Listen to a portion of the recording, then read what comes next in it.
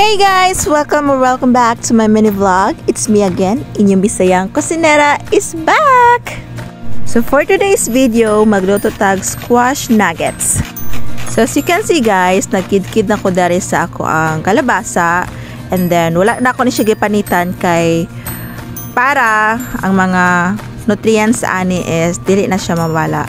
Beside, dili pa man pud ni siya gulang nga kalabasa, grabe man pud ni siya kalinghod, so wala na lang nako siya gipanitan.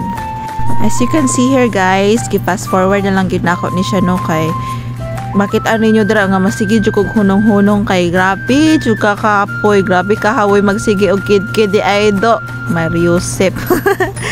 So na remember pud nako ni nani nga part nga kanang magkilid-kiray kay nagkatong nagbuhat mi sa una og budbud nga banggala dito sa amang bukid. Inaani gihapon, grabing kinid-kiray, grabe kakapoy, grabe jud kay kahawoy sa kamot, grabe kahawoy sa kamot ani. And then after pagiday na mo og kid-kid ani, syempre kuan pa man siya, ipugaon pa man gitong katas sa banggala no. So grabe gikapoy na gali kag kid-kid, tapos mag kuan pagid ka atong katas sa banggala, so grabe na gid kahawoy na kay imo ang kamot. Tapos after pagid ana guys, humagluto sa akong lola aning kuan budbud kay amo pagiday ni siyang ibaligya sa kuan sa balay-balay. So wala pagid mi buot ato guys kay di pa man mi maolaw. Pero at least guys, ang experience dili gid mawala sa ato ang mind. Like ato na lang dayon to siyang mahuna-hunaan. Like until now ako siyang na kuan karon sa inyo na story. Charot. Anyway, sa akong pagkatabian, nag-isa na day ko dire og lamas no.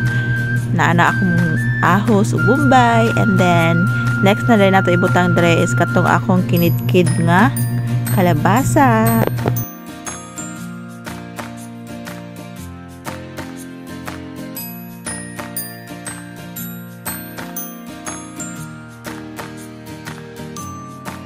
Ibutang na nato atong kalabasa dari sa ato ang kalaha. Ayan, gihugasan sa gyud ako ni siya daan no. Ay anak ko siya kuan gibutang dere, then of course okay sa gidato na siya no kay para maluto siya side by side, dili siya mahilaw.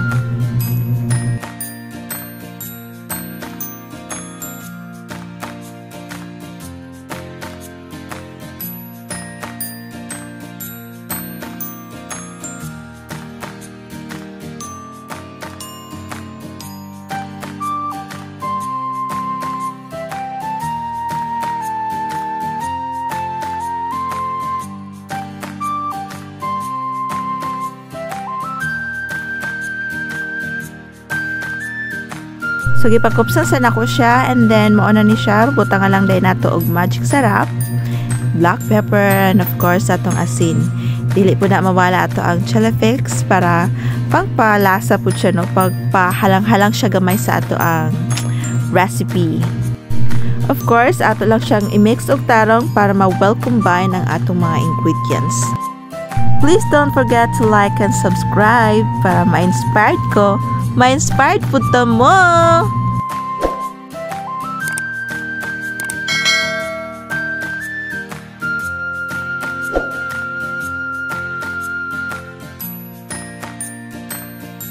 So ato na siyang gibalhin no, and then magbuwak lang tag duha ka itlog diare. And of course ato lang siyang imikas-mikas. Then of course ang atong flour, then nagbutang lang po dahil tagamay nga cornstarch diare dapita. And then ato lang na po ni siyang i-mix para ma-combine siyang maayo.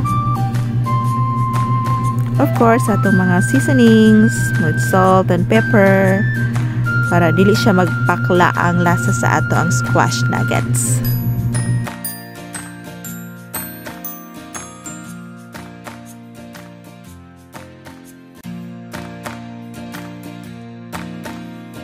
Well, of course, after ani, ato na dayon siyang i-shape na. Yan, dire na ko siya sa ako ang wooden ladle. I-shape, and then ibutang lang din nato siya sa atong breadcrumbs.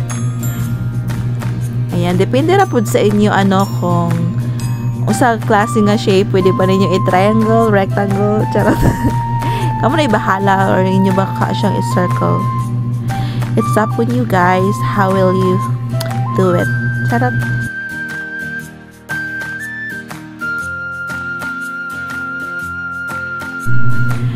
Then of course, i-coat lang dahil nato siya sa breadcrumbs and then i-shape lang po dahil nato siya balik.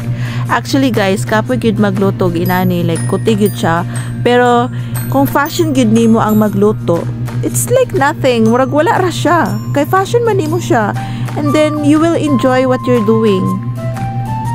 Dili ka kanang para sa uban nga dili ko magluto rin kapuyan ako ana daghan na kay mga process pero para sa imo kay you're enjoying it. Like, you're loving it. Kay, after nimo pagluto, after seeing the result, kay, tapos ipagkaon nimo siya sa imo ang family, and then, they like it, of course, you will be proud of yourself. Diba? Dili ka paras anang uban ba nga, itlog-itlog lang, sapat na, okay na. Pero sa imo kay, wow, makabuat kag something different nga. You know, like, dili pud siya sumo. Di siya pares anang uban nga, kanang balik-balik na lang. You know what I mean? Same process guys until mahuman.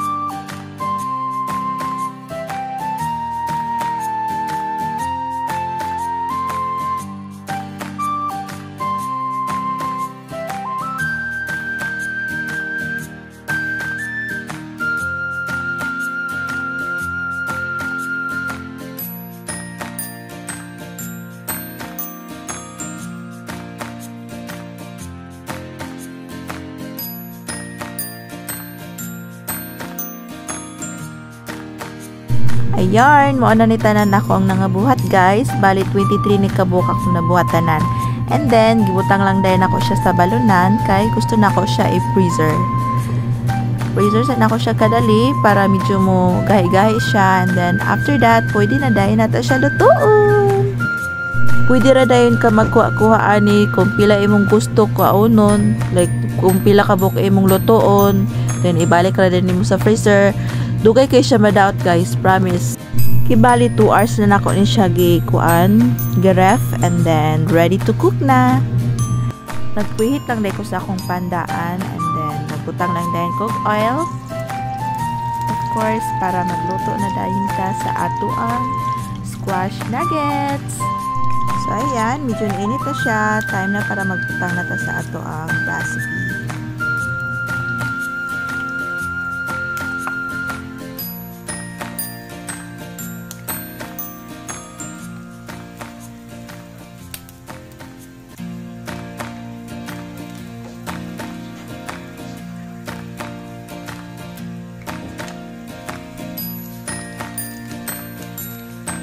Kibali na initanan akong giluto di are, then safety lang din tong uban dito kay hinahinayan ra nako to siya gluto pag wala na koy laing masudan.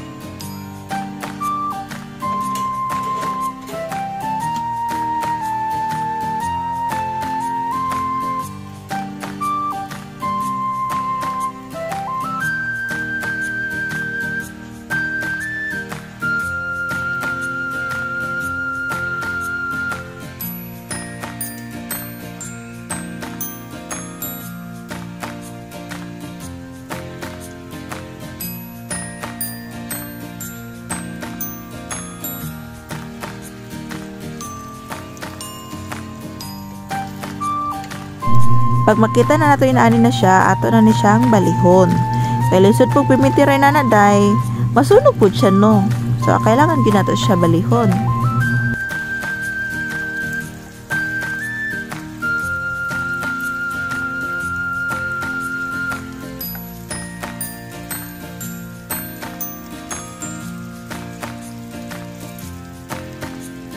Of course, kailangan ng ginato siya lutoon og ayo para dili siya malata sa sulod. Like usay ra ba kay ang inani kanang makita nimo nga medyo pagod na siya lang taon pero sa sulod kay wala pa man dai siya naluto, so kailangan ginato siya lutoon og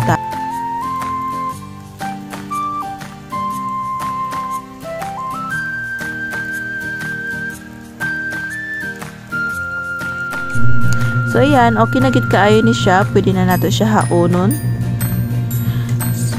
I-strain lang nato siya para mawala ang excess na oil.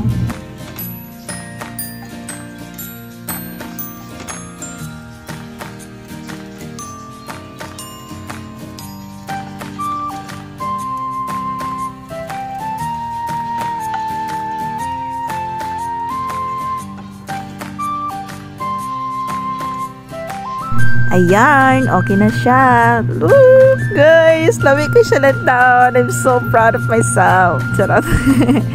So, ayan, itry na nato siya. See? Naluto gid kay siya tarong, guys. And then, of course, i-dip lang din nato siya sa atong sauce. Of course, kailangan ginato to siya tilawan. Kay, kita magiuna first, dapat mo tilaw sa atong luto, no? Di ba? Kabala na to nga, oy. So yummy. Kanang black sauce, guys. Kanang kuha na siya sa chicken nuggets. Katong akong gipat ka chicken nuggets. Muna siya sauce.